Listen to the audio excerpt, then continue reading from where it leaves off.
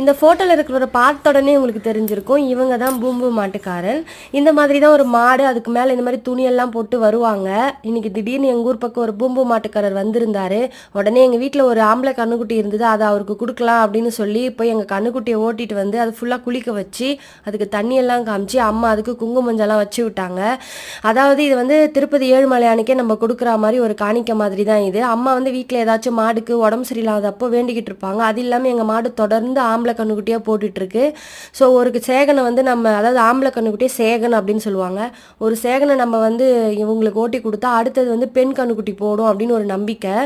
காரத்தரையா இருக்கவே எங்க கன்னுக்குட்டிக்கு வந்து வழுக்கி விட்டுடுச்சு. லைட்டா ஸ்லிப் ஆகி விழுந்துட்டான். அதுக்கப்புறம் ஓரளவுக்கு சமாளிச்சு நின்னான். அவனுக்கு தீபாராதனைலாம் காமிச்சு பூஜைலாம் பண்ணிட்டு அவனுக்கு சாப்பிட வந்து வாழைப்பழம் குடுத்தாங்க.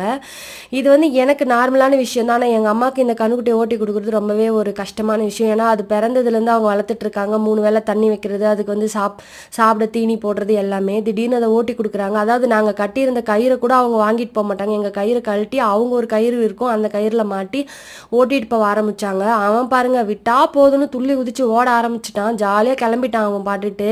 ஏன்னா இதுக்கப்புறம் அவன் லைஃப் வந்து ஜாலியா இருக்கும். ஆனா எங்க அம்மாவுக்கு தான் அந்த தெரு முக்குல போய் அவன் மறையிற வரைக்குமே நின்னு பார்த்துக்கிட்டே இருந்தாங்க. ஏன்னா வளர்த்தவங்க அவங்க. அவங்களுக்கு 1 வாரம் 10 நாள் ஆகும். அவன கட்டி வச்சிருந்த இடத்துலலாம் போனா ரொம்ப கஷ்டப்படுவாங்க.